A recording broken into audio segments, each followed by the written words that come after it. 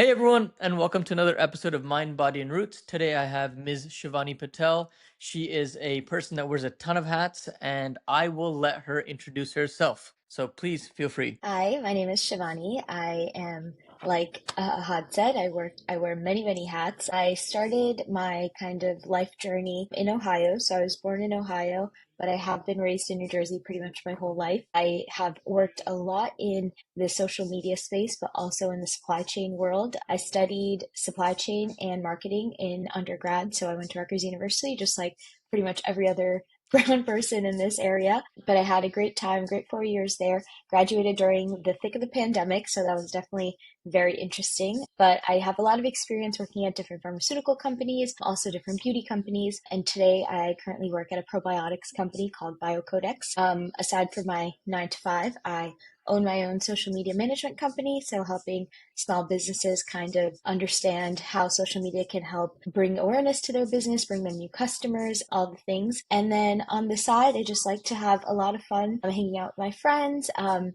getting married in August, so Hmm. a lot of wedding related stuff going on, a lot of trips, a lot of really exciting things. So super excited to be here with you today and to talk a little bit about my background and how a lot of the things that have gone on in my life really affect and relate to the message of this podcast. Amazing. Thank you so much, Shivani. So let's start at the beginning. Let's talk about your start in supply chain and how you got there and just like the nitty-gritty of that. Why that and, how did that feel you to where you are today? Yeah, great question. So when I was in high school and I was trying to figure out like, okay, what do I want to do in college? I knew like science was out of the question. As soon as I see blood, my knees get weak. So that was just not for me. No medical, no doctor, all that was kind of out of the picture. I also knew that math was not my most favorite subject in the world. Numbers are just they don't come easy to me. And so it Hmm. didn't leave too much. And at the time, I really liked English. I liked writing. And I was like, maybe I should pursue law. And so I Hmm. interned in high school, ironically, at a Okay. few law firms. So I worked at a patent law firm, I worked at this like civil law firm, and I very quickly realized it's not like Suits. And that is what I thought it would be like. And so when that happened, I kind of had like a midlife crisis at the age of like 18. And I was like, what do I do? And I was talking to my dad, at the time was working in supply chain IT. And he Hmm. was like, why don't you look into this supply chain field? More like up and coming. It wasn't like a big thing at the time. And I was like, okay. And ironically, Rutgers had a supply chain program at the time. And it was, again, even though up and coming, but it was definitely like a really good program. So I was like, okay, I have nothing to lose. And so that's kind of how I got my footing into supply chain. My mom also worked in procurement for like a good amount of her life. So I think I always had that supply chain influence around me with both my parents. I just didn't know that I had that. And then when I was in undergrad, I took a lot of entry level business classes, some like accounting and finance, and slowly started finding my niche even within like the supply chain industry. And so I've been working in production and production planning specifically. So when I was at L'Oreal, I did 3 years of production planning. And now at this probiotics company, I do the same thing, but also now focusing more on new product launches, which is really cool because I get to wear my marketing hat a little bit and experience kind of that end to end product development piece. So that's a little bit about how I kind of found my place in supply chain. Yeah. Wow, that's a very complex journey, but hey, everyone has a journey, everyone has a story. And by the way, Suits is a fantastic show, one of my favorites. Honestly, like it was great up until like season 6 and then it kind of like died out. But great show. And I honestly for a long time wanted to go to Harvard Law School. I was like, man, I want to do this. This is so cool. Like it seems so like amazing. And then my cousin's like, yeah, that's not law at all. It's very dramatized. So I get it. I totally respect that and I understand it. So, okay. So you talked about the whole, marketing hats and all that. If you could, looking back now, where you are with your social media marketing company, do you think if you didn't have this entire background, could you have opened up a social marketing media company? That's a great question. And actually, one of the things I forgot to mention in my introduction is since I was in college, I've been doing like influencing part time as like my own thing. Okay. So I'm a content creator, I'm an influencer, and it's something that I think gave me the courage and the ability to open this agency. So, yeah, there's a bit of it that has to do with like the marketing degree I got in college and like obviously all the education that comes with that. But I think a lot more of it definitely is the creative aspect and like having the passion for it. And one of the things that when I was kind of picking my major and doing all the things, I knew supply chain was that like constant thing, right? I knew that the world was never going to not need someone to manage their supply chain. However, Mm-hmm. when it came to doing something else, I at the time had wanted to do either a minor, concentration, a double major, something. And so my dad, again, typical brown dad, was like, look into IT. And so Mm-hmm. I did. I tried it for like, I don't know, a few semesters, absolutely hated it. And Mm-hmm. it took a lot to like go to my Indian dad and be like, hey, like, I'm not going to do this. And he was like, okay, fine. And then he was like, what are you going to do instead?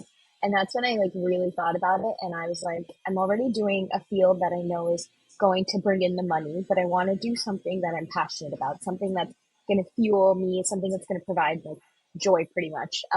And that's where I kind of settled on marketing. So I think having that interest in marketing Mm-hmm. initially gave me the ability to learn it in school to gain that like foundational education. But once I started exploring it through social media, through content creation, through working with different companies and brands, I really understood the value and the importance that comes from doing all this on social media, right? It's not just like taking a Mm-hmm. picture and posting it. There's so much more that goes into it. And not only do I get to use the creative aspects, which I love, but also there's so much data and analysis and all that that goes into putting a whole kind of brand portfolio and whole package together. So I think it was both. It was the education, but it was also that hands-on experience, I guess I would say, from doing it for myself for so many years. And then I would say it's definitely the support system, the friends and family who pushed me to do this, right? I don't think for years, I think it's something that like I'm sure was at the back of my head, but I never thought I could do it. I'm like, I'm just a girl. Who am I to start this company?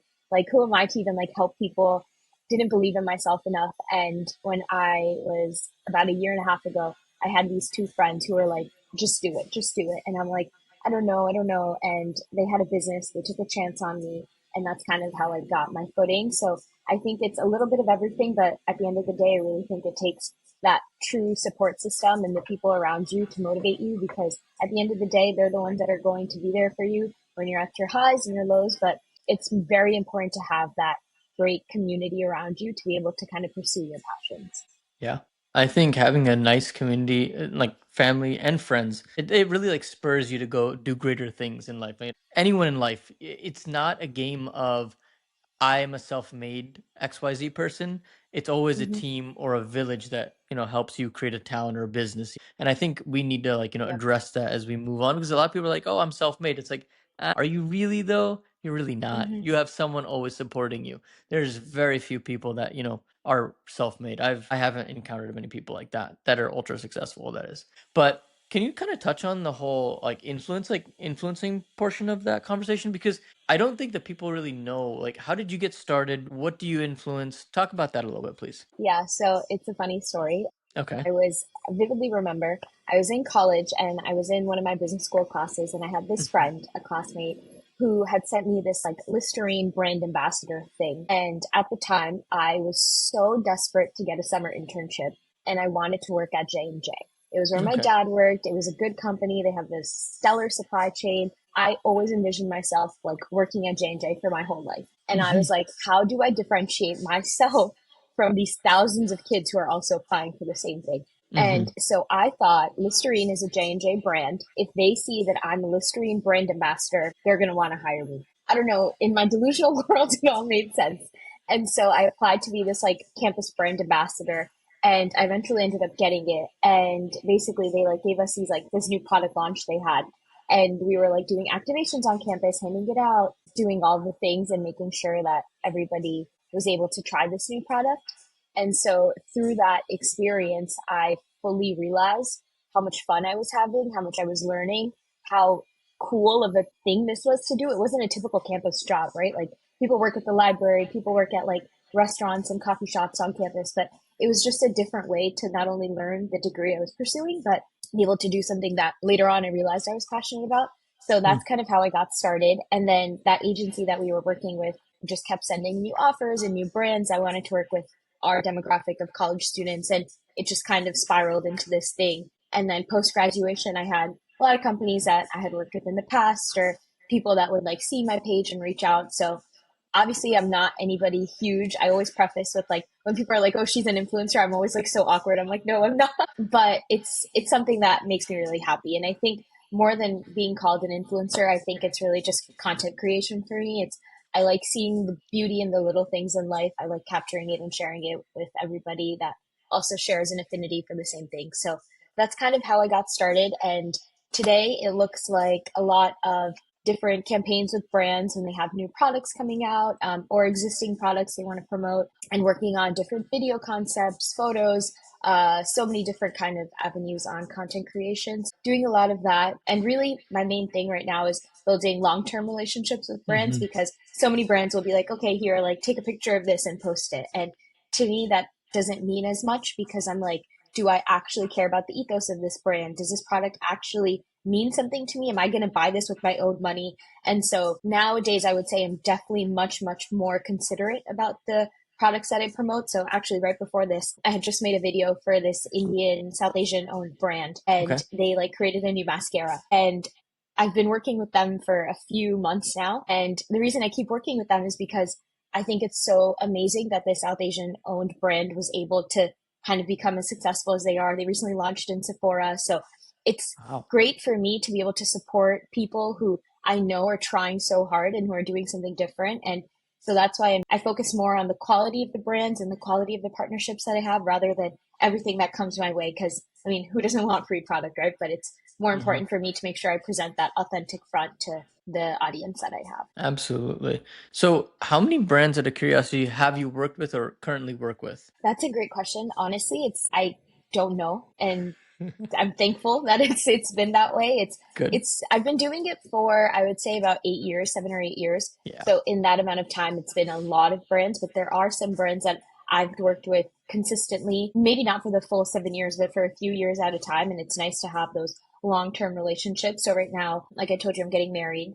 There Hmm. are some brands that are working with me on campaigns for my wedding, which is Wow. something I never ever imagined, but it's so cool to have these connections that can take you through more than just one season of your life, right? So there Mm. are some brands that want to collaborate with me and my friends for like bachelorette stuff, or there's brands that want to be a part of my wedding day. And it's really special Wow. to me because it shows that this journey that I've been on, it wasn't for nothing, and it really did shape me into the person that I am today. Because even doing like a podcast like this, I don't think I would have been confident or capable enough to do this like 5, 6 years ago. So it's been great to push myself out of my comfort zone, and social media is the best place to do that, really. I completely agree because if you ask Shaylin, when he met me, he would tell you, yeah, he's so different. And honestly, it's like social media and like doing this podcast and other little things in my life, like working with brands myself, it's really gets you out of your shell and it makes you like a different person. So I completely understand and I relate to that sentiment. Okay. Maybe this is a little bit personal, but if you had to pick one brand and only one brand out of Mm. your entire portfolio, which one have you enjoyed working with the most? Oh my gosh, that's a very difficult question, because honestly, when it takes me, I have to like think about it a little bit. Like, what are the brands that I've worked with that have like really kind of been super impactful? Hmm. I honestly would say that I don't know if I can name one, because there's Okay. so many that have done something so special and so unique. So like, for example, I post things on my story all the time, like things Okay. I use, places I go, things I eat, whatever. Sometimes brands will see that, and then they will, like, if I'm consistently tagging them, they have my address already, or they like will get my address by emailing me or whatever, and they'll reach out with things like, if I made a video saying like, oh, I just finished using this moisturizer and it was the best moisturizer ever. So if a brand sees that and then they send it to me just being like, hey, saw your video, here's a Hmm. restock, that means so much to me, because I feel like in this whole grand scheme of like influencing, it's like a billion Yeah. dollar industry. There's so many people. It's nice to know that your work is being noticed, your Hmm. videos, your content are being watched, and there's actually an impact happening there. Another thing I will say is there are a lot of brands that are will do something for like big milestones. Okay. So, for example, recently it was my birthday, and Hmm. this one brand that I work with, they had sent over a little like care package, like little thing, just being like, "Hey, it's your birthday, like happy birthday, here's a little treat from us." And it just means Wow. a lot, because it's the relationship that you build over time, and there's no expectation, right? Like they don't know if they're getting any content out of that. It's really just them doing something to build this long-term relationship. So, I think brands like that take time to do a little bit extra, right? A handwritten note or like Mm. send something for like a special occasion. It's really the little things, and I always say like I don't care if I get this massive PR package. That could mean the same to me as like a small business sending like a little card. So I can't tell you that there's one specific brand because honestly, I'm fortunate enough to have worked with a lot of really great companies, but those that have a great message and really show that through the gifting as well, or the campaigns, are really the ones that stand out. Yeah. I think it's always that little personal touch that some of these companies add that really make that difference. It kind of is like you're not just influencing for that brand, but they kind of become someone like a partner that you want to work with consistently. And you believe, like Yep. you said, in their ethos. And I think when you believe in that ethos, so whatever they're doing or they're providing that service, you're more likely to tell that product or tell about that product to your friends, family, loved ones, and it just naturally grows. And I think that's what companies are doing nowadays. It's like the new marketing model. And you could correct me because that marketing is not my strong suit. I just, kind of look at businesses and I try to like understand them. But that's my understanding of it. But yeah, that's really cool, man. I didn't even know that they did things like that. I think that's so Yeah. unique. So yeah, that's pretty cool. So okay, if someone who was probably, let's say, a decade younger than you as of right now and says to you, hey Shivani, I want to start being an influencer, I guess, or a micro influencer. Where do I get started? How do I do what you do? So, what advice or what knowledge would you give or impart to them so they can start their journey? Yeah, this is funny that you asked that because 3 or 4 days ago, I was about to go to bed, and Okay. this girl that I know had texted me, and my Instagram handle is Shift That, and a lot of people like refer to me as that, and sometimes Okay. I'm like, don't call me that. Like my identity is more than just my social media, but I guess looking at it from like an external perspective, people know me as that, so for Mm-hmm. them, that is my identity. And so she had texted me saying Shift Pat, and I was like, what? Like, what did I do? And she was like, I need your help. And I'm like, okay, what's up?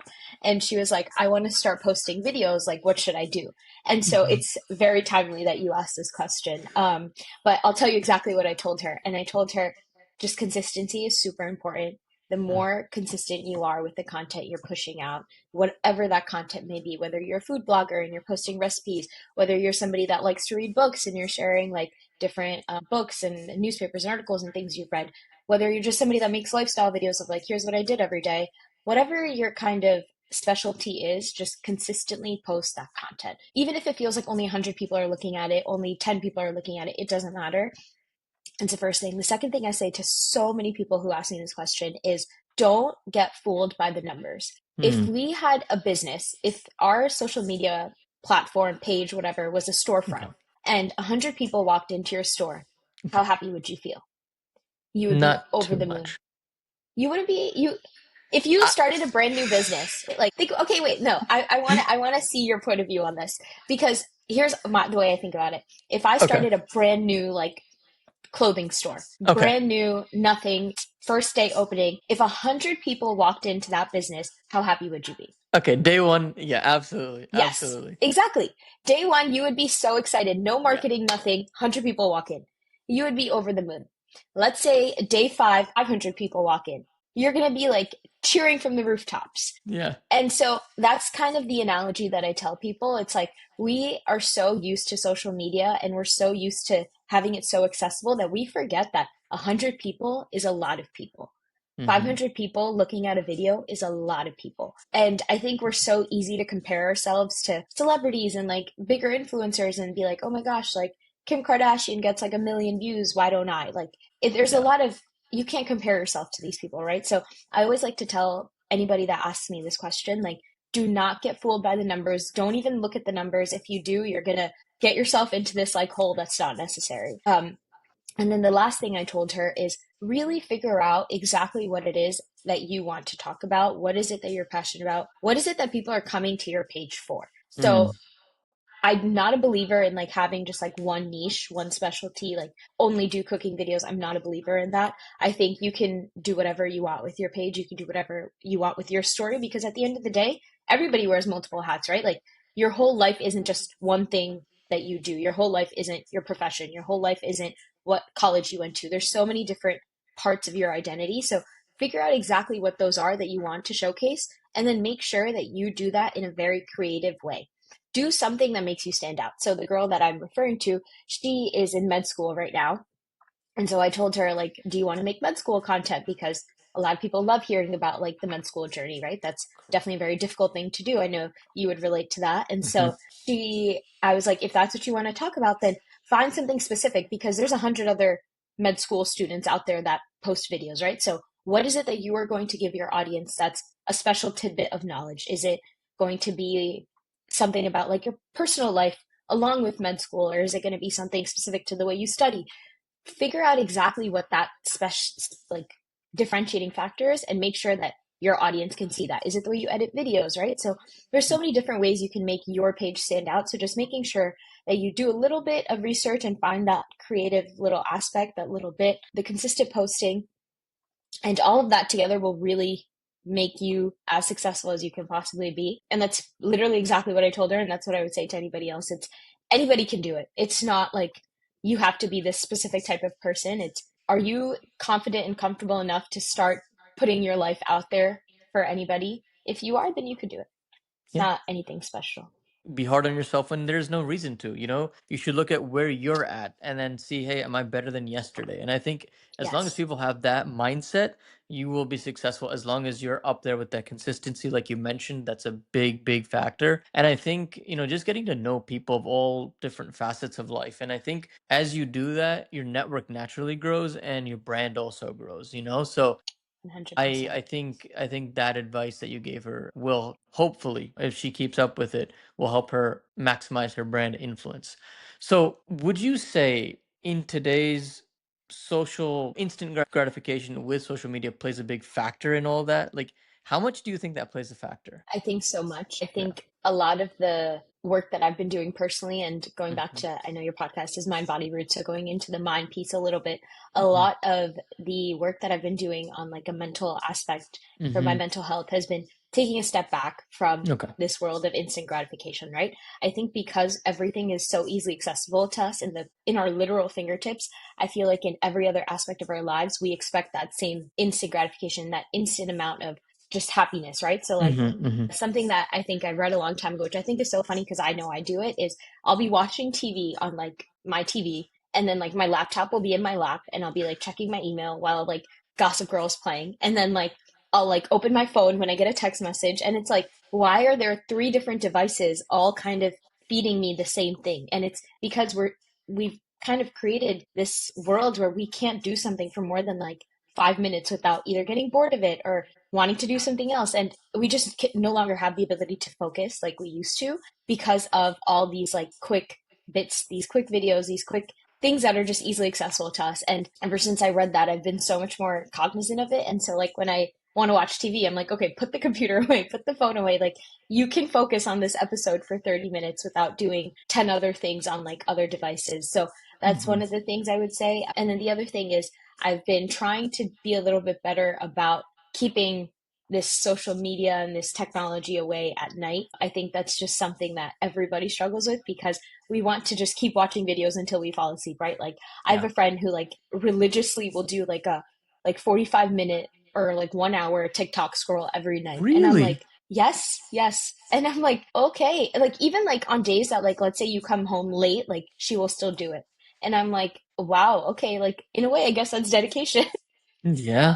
But I think it's something that even to this day, if I'm at work and I'm bored, what am I going to do? Open my phone, try to find some sort of happiness, some sort of entertainment from my phone, right? So putting it away at night and making sure I develop these healthy habits that set me up for success and not just brain rot, because let's be real, a lot of social media is just kind of brain rot. Brain rot. And it's curated to like, what you search, like your For You pages and all those things. It's what you search up, what you look at, what you like, what you comment on.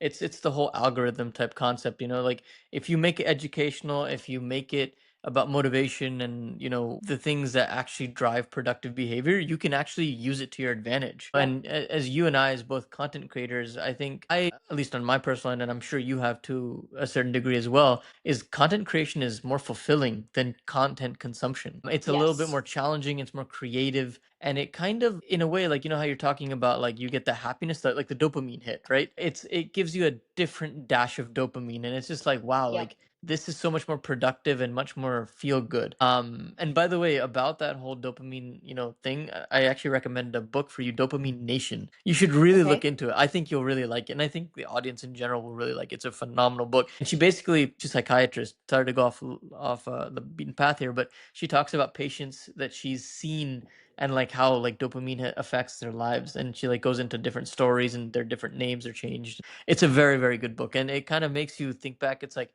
am I using social media too much? Am I using it incorrectly? Am I doing other aspects of my life differently? Can I change it? So it's very, very relevant to, the whole social media craft and all of that. So it's cool. I highly recommend it. So you've talked about all of that. I kind of want to shift it now to body aspect of my Yeah. podcast. And so you had mentioned that you and your fiance just started like a whole fitness situation. And you also had kind of talked about something that's a little bit more sensitive around brown communities, and I believe it's therapy. So can you touch on Hmm. both of those? We can Yeah. take it segment by segment, but please go ahead. Yeah, of course. So with the wedding piece, and I think this ties into social media as well.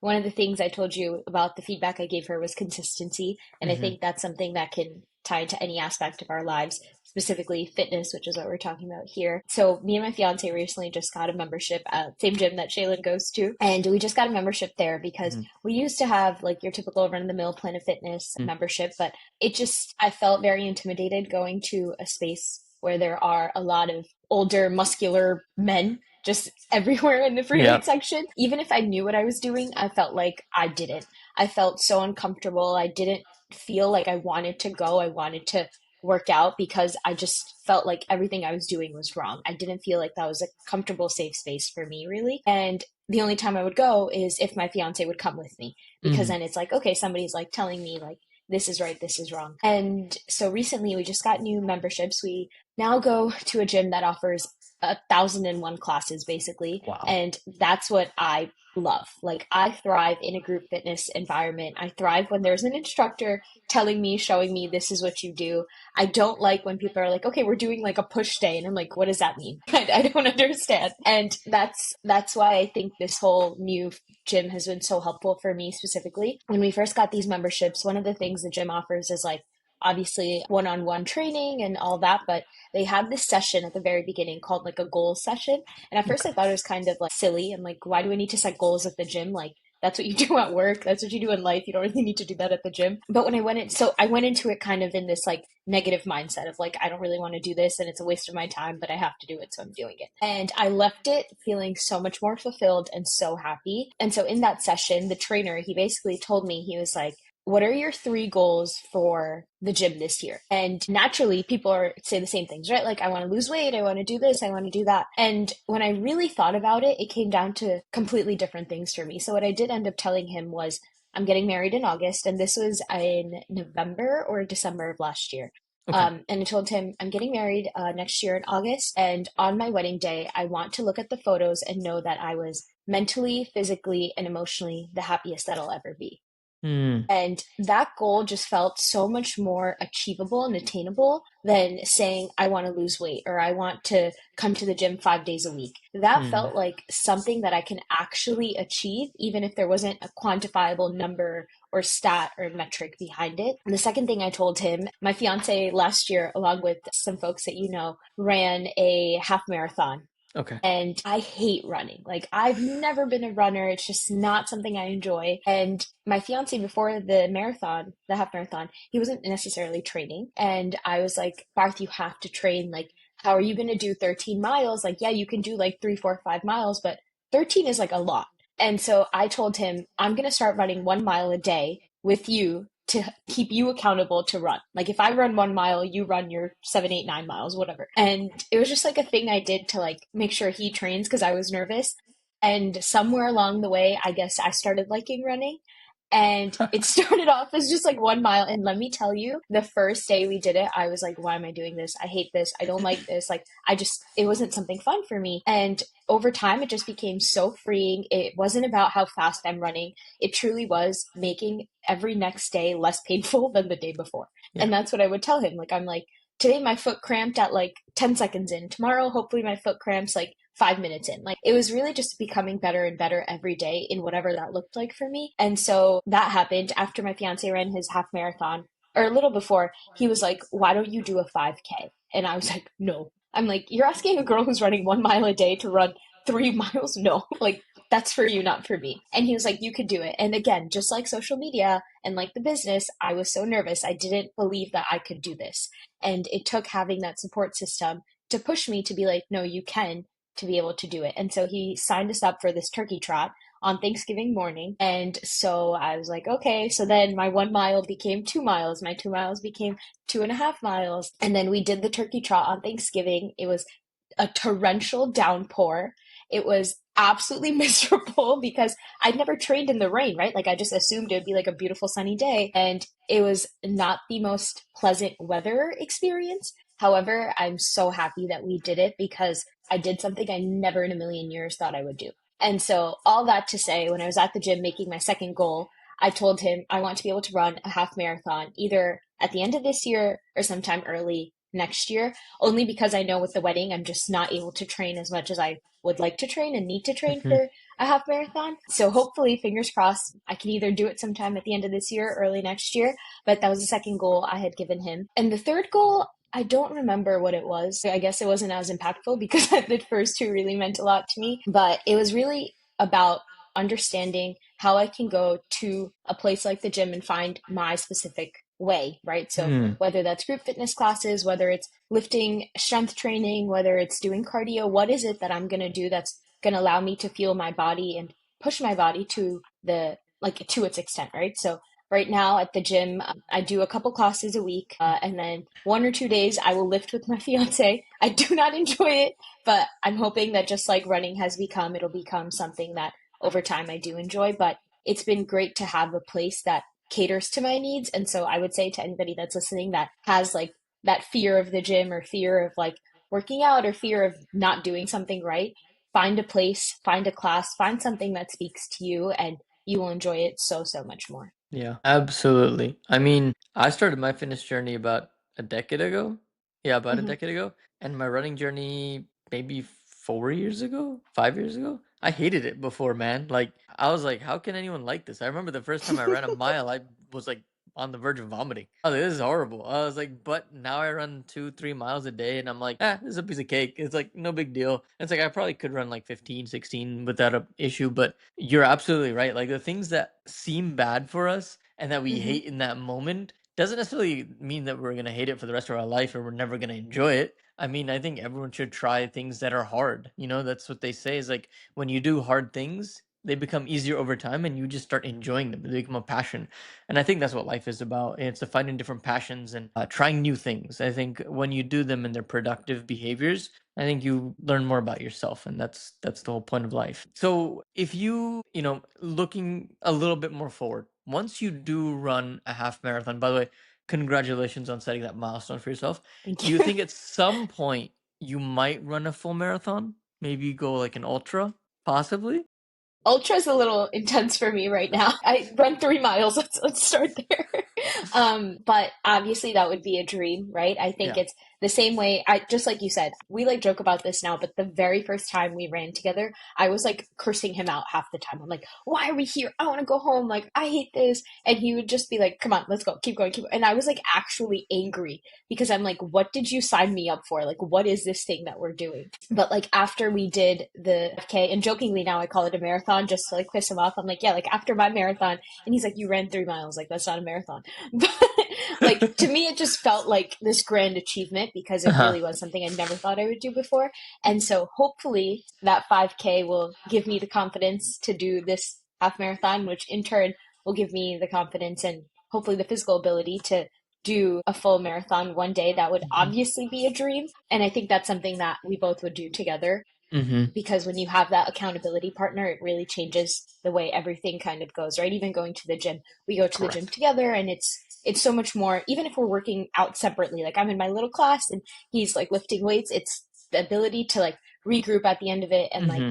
go home together. It really changes the way that like this whole experience has been for me. So yeah, one day hopefully I can do the full marathon, but I will keep you posted when that day Sounds comes. sounds good, man. I'm excited for that. I remember I was there for Shaylin when he ran his first marathon. I think it was in Brooklyn. I think I could be wrong, but I think so. And it was quite a interesting thing just watching him cross the line. Like, 'cause I knew how hard he trained, Hmm. and it was a very impressive feat. I would love to. I think I'm probably gonna stick to 10 miles, 15. Maybe I should also set the half marathon goal. I could probably do it. Maybe a full. I should. I just don't have the motivation at this current moment to do it. I have other things to do. But I do agree with you. I think it's something cool to do. Yeah. So we also touched on the topic of therapy. Oh, Yes. you and I both know that in brown culture, doesn't matter if we're Indian, Pakistani, from Nepal, whatever, it is like the death of all parents. Be like, oh, I'm in therapy. Like it's just such a bad thing. So, I mean, obviously, we know that's not. We all have problems. We all have issues we deal with, and it's always good to have a third party talk with it about who is not our friends or family that will easily Hmm. take our side. So you mentioned that you had started this journey. So can you touch on that a little bit? Yes. So I think the first thing I'll say is you don't have to have something necessarily wrong with you to go to Okay. therapy. And I think that's such a common misconception. And I don't know when, but I hope one day in the near future that Mhm. this is something that our community slowly starts to accept and realizes the value that this can bring if you are able to embrace it with open arms.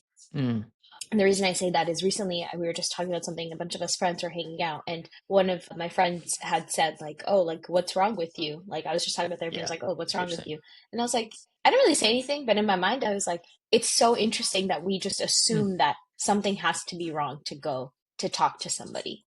mm, And so I set the scene with that because a while ago I realized that I have a lot of anxiety, as most of us probably do, right? We grow of up in course. a very digital age where there's constant comparison, there's constant information and opinions and emotions being thrown at us. So I knew I had anxiety. I knew this was something that I struggled with. And it was really at its peak when I was at my last job. And that job was an incredibly high stress, high just everything environment. It was my first job out of college. So I thought that was the norm. I thought the amount of hours I was putting in, the amount of stress I was under, the amount of times I would be crying, the amount of like days I would wake up in the middle of the night, like I thought that was the norm. I thought this is corporate America. And it took a lot of me talking to other people to realize like this is not normal. No job should be putting you through the amount of stress and pressure that I was under because at the end of the Hmm. day, it's never that serious. And so at the time, I knew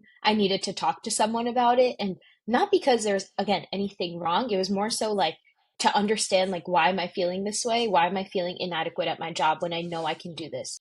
Mm, And so I knew I always wanted to go. Obviously, at the time was the pandemic as well. So that didn't help all of this mental landscape, right? Being shut away from the world, being confined to like our houses, our rooms for months, weeks, years on end, really. And so all of that led to this like internal battle, I would say, of just like knowing that I needed to have a conversation just to get all these thoughts and emotions off my chest. And so when I started this new job, I got my own health insurance. And one of the reasons I took this new job was because they had a really, really wonderful mental health program. They partner with this company. The company's called Teal, and they offer a lot of resources. And one of those resources is therapy, basically. Like you can access to like some amazing therapy, whether you want to do it in person or virtually. This specific is virtually. And again, just like the social media, just like the 5K, it took a lot of just book the session. You can do it. Just book the session. A lot of convincing myself to be like, you can do this. Even something as simple as talking to someone. And so I had booked my first session. I don't know how many, it was a bit ago, but it was all of these things coupled with my most recent current events, which is the wedding, which brings its whole gambit of stress and emotions. And so I had booked a session and I had talked to this therapist virtually. It was basically like a FaceTime. And it was such a rewarding experience. Even though I had switched providers after that, so it's not the same therapist that I talk to now.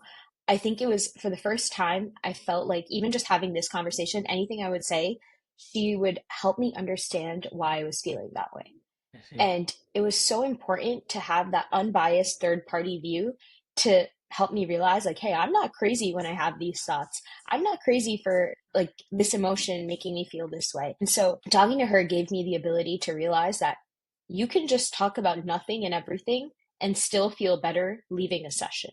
And so that's what's kind of kept me going and kept me doing it. And I don't, I guess to some degree, I'll book a like a session when I'm feeling like a little bit more stressed or I'm feeling a little bit more overwhelmed, but that's just because I don't have a lot of time with the wedding right now. In the future, I do foresee this something as something I do regularly, whether I have something going on that I need to talk about or not. I think it's really helpful for me, and I know that every session that I leave, I feel so much lighter. I feel so much more at peace, I guess I would Mhm. say, because all the things that were weighing on me, all of the unnecessary like stress that we all just like have on our shoulders all the time, I'm able to let go because I'm realizing that all these things are not that serious. I'm also realizing that the way that I'm realizing the reason that I have certain emotions heightened at certain times is because of my inability to communicate effectively. Or it's really just helping me work on all the things to better myself so that everybody around me has so I can have a better relationship with everybody around me, right? And the prime Mm. example I can give you is with my fiance recently. I was telling my therapist, I'm like, I feel like I'm doing everything for the wedding. And it was just like a passing comment that I had said like in the session. And she made me realize that I don't ask for help enough. If I need Mm. something to be done, I'm not saying like, hey, can you do this? I really need help here. My plate is full. I kind of just expect everybody else to know what's going on in my life, in my brain, but obviously no one's a mind reader. And so it was really helpful to have somebody, and it's not something crazy, right? Like anybody could have told you that, but Mhm. it's nice to have that unbiased opinion because I feel like truly she's only looking out for my good. Like she gains nothing out of telling me this or that, right? So it's been really, really helpful to have that. And I would recommend it to any and everybody. I've only recently started talking about it on my socials. My parents still don't know that I do this. So I think that's a harder conversation to have for sure. But I think it's important, especially for people of our community, people who are wanting to better themselves and are open to the idea of accepting this help, that there's so much to be gained out of it if you're open to this experience. Yeah, no, I think I've ran to a lot of people in a lot of circles that they've said that it's beneficially helped their lives, socially and even on a personal level with a lot of people. So I think it's something that should be talked about in our circles and really like hammered down upon as we get older and we see the younger generation coming up. So to like I guess combat all of this as a South Asian community, how do we get our parents to accept this? Like how do we start that conversation? Like you said, you haven't had the chance to talk to your parents about it. So yeah, where do we start? And where would you start? Honestly, that's a question I need to ask somebody else. Because I would say that a while ago during the pandemic, I definitely Hmm. tried to have this conversation. And I said to my dad one day, I was like, hey, like, I have a lot of anxiety. And he was like, okay. And I was like, I'm like standing there, like, waiting, like, to say something else. And he was like, are you depressed? And I was like, "No." And then the conversation ended. And I was Wow. like, interesting. And that to me said everything it needed to say about what is mental health in the South Asian community, Hmm. right? It is the reason that I still don't feel like I can share this part of my life because I'm afraid for a conversation just like that to happen. Where it's like, okay, I go to therapy. Okay, are you depressed? No. Okay, moving on. Like I'm it's alone. just I'm so afraid because that's what I am expecting to come out of the conversation. And I think it's really just education, awareness, Hmm. bringing explaining kind of like what I said to you, right? Like you don't need to have something wrong to go.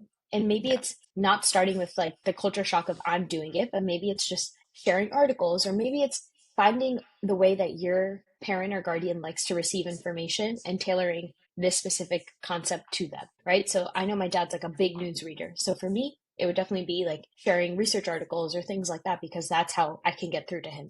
Whereas certain parents, maybe your parents like a chronic like WhatsApp forwarder, then you find a video and you send it to them. I think it's really honestly just catering it to their needs and catering it to how do they believe information, how do they like to receive information, because if I forward a video to my dad, he's probably not going to watch it. Like it's Yeah. just not who he is. Understanding how your parents are, and then I think it's really just it's going to take time, right? I'm hopeful to say that we're the generation that becomes more accept what's the word? More acceptive? No, Accepting or accepting. Yes, accepting, accepting. yeah, that'll work. Yeah, I would hope that we are the generation that's more accepting of mental health and the resources that are out there. And I'm sure there's so much more out there. But I think for our parents' generation, it's going to take time, and it's going to take somebody who's more confident than me to have that discussion and kickstart it. But I think it's something that we need to slowly do, but do in a way that they're able to receive. Yeah, I think it's definitely going to be tough. I mean, I think that's a big struggle for kids nowadays or people our age.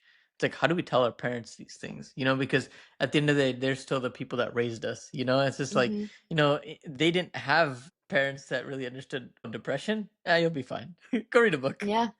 No, Go do something seriously. else. And that's how it was. I mean, because I Yeah. know for a fact, like, it just wasn't well based on research. They're like, nope, you just got to tough it out because that's what we did. We came here and we toughed it out. So you have to do the exact same thing. So that expectation lingers. But, we as a generation know that, hey, that's not a healthy way to process our emotions Yeah. and our feelings and our thoughts. So yeah, it's just a learning process. And I think as we grow up in America, which is a diverse country, we have to address these issues because if we don't, then we don't have growth Yeah. within our generations. And I was going to say one thing you said, which I really like, is to them almost it's like they came to this country. Most of our parents are immigrants, right? Or like they're Hmm. children of immigrants. So they had it 100 times more difficult than we have it even on our worst day, right? Correct. Like our worst day was probably their best day. So in their minds, it's like, how can you be struggling when you have all of these things, not just Hmm. materialistic, but even like the ability to like be educated the way we are, right? So many, I know like it's match time right now. So I've seen like so many Yeah. like photos of like people who are like, I'm the first doctor in my family. And like the pride you see in those parents' faces when their child is able to achieve these accomplishments, it's like no other. And so if you take that and try to look at it from their perspective, it's like, I went through all these struggles. We went through all these tough times. You've get kind of been given everything on like a silver platter. What is Mm. so difficult about your life? One of the things that therapy has also taught me is trying to see things from the other person's perspective, and not just like the way we do, like, oh yeah, like in her shoes, blah, blah, blah, but like really kind of taking that step into really understanding why they think this way or why they feel this way. And so when I think about it from that perspective, I can understand too why I would be offended or I would be hurt, or I can't even understand why my child or somebody that I raised isn't able or needs this type of resource, because for me it feels like I gave them everything they needed to be successful, to be happy. So I think it's going to take a lot to break that kind of mentality, but it's definitely something that as we all slowly do, it will make the world a better place for sure. I agree. I completely agree. Now, talking about growing up in America, from this conversation, I kind of want to talk about more about roots. What was it like growing Yes. up in Ohio and New Jersey for you? Like, I know that like New Jersey's close to Pennsylvania, and I grew up more in rural Pennsylvania. At that time, it Hmm. was that way. How was New Jersey and Ohio like? Were they also kind of diverse and assimilated, or not yet? Or were you like the only brown person in the community? Yeah, so I can't speak too much to what Ohio was like because I only lived there for a very, very short amount of time, Hmm. like a few months, not even. Okay. And then we moved to Jersey, but I can speak to it from the lens of my mom. Okay. So my mom migrated to America when she was in high school. So Okay. she finished high school and college in America, and then she got married and all the things. But I've heard a lot of stories about her kind of growth, Hmm. the way she kind of grew up in Ohio. And my mom is more fair. And so if you didn't know, she could probably pass for somebody that's more European, maybe. Hmm. And so she didn't necessarily deal with a lot of those stereotypical kind of things that you hear based on being somebody of brown skin. However, she did have a very thick accent because she was like a grown, basically adult when she came to America. And so she talked a lot about how difficult it was to be in a place like Ohio, which didn't have a lot of diversity at the time. She was the only person of color really in like a 15-mile radius of where she was. Her parents both worked very, very difficult jobs and multiple jobs to be able to even like get her through high school and college. And so she has told me a lot about how hard it was to leave all her family, all her friends behind in a place like India where you could do anything and everything, you could walk everywhere, you could do all the things, and to move to the middle of nowhere really, right? And be the only person of your culture, of your faith in that space. And so she has told me so many times of like how lucky me and my brother were as kids to be able to grow up in a place like New Jersey where there is so much diversity, right? And it's not just people that look like us, but it's people who don't look like us but bring so much to the table. Mhm. In the place that I live and the place that I grew up, there's been so it's not just like one population specifically, right? It's not just like a bunch of Indians. There's a little bit of everything, and it's something that I'm so grateful to have had now that I'm older because I was able to understand so many shared experiences, the way that so many people grew up, understand why people of different faiths do different things, yet how so much of it is the same. And really understanding that there's more that makes us similar than there is that makes us different, and appreciating other people's cultures and values. So I think it's definitely a vast difference. I don't know if it's still the same. I have no idea. We haven't really been back to Ohio. But growing up in New Jersey honestly was such a blessing. I think New Jersey gets a bad rap. A lot of people are like, oh, it's the armpit of America. And I'm like, okay. But there's just so much that I'm grateful for having been grown up here. Access to cities. I live in like suburbia, so it's not like I live in like a city, but we got the best of both worlds growing up here. So I think it's been definitely a great experience. But the other thing I want to touch on is having the ability to have like-minded people in this area. And one of the things for me growing up, and even to this day, that was so valuable in that was going to the mandir or the temple, right? So Mhm. every week I would go to the mandir. I made a lot of friends there. A lot of people that I'm still friends with are because of that connection that I had to my culture and my roots, and being able to stay rooted in faith to be able to make all the decisions that I do today to be the person that I am today. So I had the ability to have mandirs and the people that were to have the people that go to mandir surrounded, to have them like surround me all the time, because I think when I reached those pivotal moments in my life, I was able to lean on them for support. Mm. So I think that's one thing that's super, super crucial for me in my life. And then I would also say it's what's made me the person I am today. So a bit ago, I took some time off and I volunteered in the construction of the Akshardham in Robbinsville, New Jersey. And never in my life did I think I would take a gap of my career, right? As not only a woman, but a South Asian woman, somebody who wants to grow and achieve success in the corporate world. I was like, I'm going to be looked down upon. My resume is going to be looked down upon that, like, I took a gap year. Like, no one does that in their career. You just don't do that. Mhm. And it took a lot of faith and it took a lot of courage, but seeing all the folks around me who led the same kind of path growing up do this gave me the courage to be like, this is a once in a lifetime opportunity to stay connected to my roots, to my culture, to give back to the community. Whereas I'm going to be working for the next 50 years of my life. So Correct. it's 1 year in the grand scheme of things is not a big deal. So I think it's been so great to have something like this so close to home because I feel like even though India is miles and miles away, I'm still connected to that culture, even here in New Jersey. Yeah. And I think that's so amazing to have like a community because, growing up, we had a community in Pennsylvania, but it wasn't Hmm. much. And it took like in the last decade, it blossomed.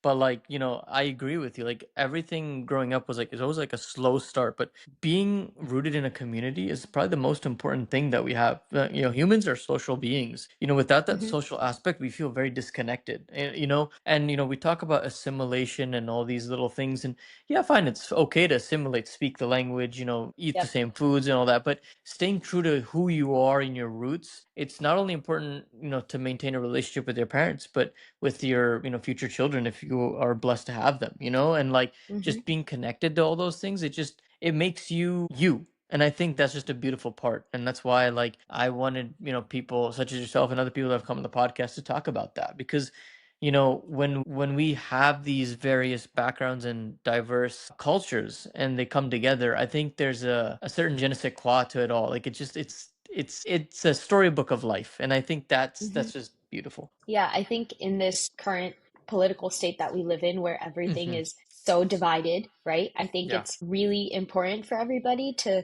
surround themselves with people who aren't the same. Because I Hmm. think you don't know the beauty of different backgrounds and different cultures until you experience them, whether that's through travel, whether that's through talking to somebody that isn't exactly like you, right? Like whatever that means for you, but really stepping out of your day to day and taking time and taking genuine connection and making that effort to talk to somebody who isn't the exact same as you will bring you so much more happiness, joy, knowledge, all the things you didn't even know existed, right? I think it's even if you look at like current like things that are happening in the world, whether that's wars or all the things, it's very easy for us to sit here and think about like, oh, that's not like it's not happening to me, it's not happening to like the place I grew up in, or so it doesn't matter. But if you live with this mindset, then I feel like it's such a unfortunate thing for the person who lives that way because if you think about it, at the end of the day, we're all human beings and we lose nothing by caring about somebody else. And so I think, at least for me, I'm a firm believer in I love talking to people. I love talking to people that aren't just like me and really learning about why somebody is the way they are. Yeah, And there's just so many beautiful stories. One of my favorite pages, like growing up, was Humans of New York, and I literally loved that's a good reading about page. every single person's Yeah, story because it's so different, it's so unique. The lessons that you can learn from other people, if you're just willing to stop and have a conversation, is actually really, really remarkable. So I think that's one of the things. And the other thing is, in my current work environment, there's so many people of different faiths, especially backgrounds. I work for a French company, so there's a lot of French people. that's really cool. Yeah, but you really get exposed to a lot of different people if you're willing to take that. I wouldn't say risk, but if you're willing to open yourself up to that experience. Hmm. And so my boss, he's actually of the Islam faith, and Hmm. he's currently doing Ramadan. And like growing up, I've always heard about Ramadan. Like I know what it Yeah. is. At least I thought I knew what it was. And I just learned so much more from Hmm. him recently because he's doing it and understanding why he does what he does. It's such a beautiful concept. It's just I never knew that, right? I just thought it's like this month-long fast that people do, but there's so much more to it. And I was able to actually learn that because I ask him all these questions and I'm like, and it's sometimes it's funny, right? Like the other day I was like, it was like 12 o'clock and I was so hungry and I was like, oh, I'm so hungry. I'm so hungry. And he was like, you're hungry. And I'm like, I'm so sorry. Like, I felt like it was funny. Like we just like joked about it, but you really do get to realize like so much beauty in the world if you're able to talk to people, understand the way that people are, understand different faiths, different backgrounds. So yeah, I think it's just something that's really important. And in this current landscape, I think it's something that people definitely need to tap into a little bit more. Yeah, absolutely. Absolutely. So, two final questions for you, Shivani. I'm going to throw them both at you. The first one Okay. is, when you die, what do you want to be remembered for? And then, who Ooh. is Shivani in one word and only one word? Man, you should have sent these to me earlier. I needed to think about them a little bit. What do I want to be remembered as? That's really tough. I guess I would say it's funny. I joke with my parents. I'm always like, when I die during my funeral, I want you to play these different like spiritual songs, like hymns. I want you to have this. I want you to do that. And it's just a joke, but I always say like tomorrow's not promised, yet we live as if tomorrow is Hmm. promised. Yep. And so now that you're asking me this, it's something I've never thought about. But even though I say all these things, I'm like, well, I genuinely don't know. But I guess I would just like to be remembered as somebody that was positive, outgoing, happy, and somebody who just always wanted to be there for other people. Obviously, we all like nice things, but I think there's more to life than the materialistic things that are around us. It's more about the people, the connections, the experiences that we get to have. So I would like to be remembered as somebody who cared about all of that. And then who is Shivani in one word? I would say I am. Hmm. This is two words. It's cheating, but I'm going to give them to you.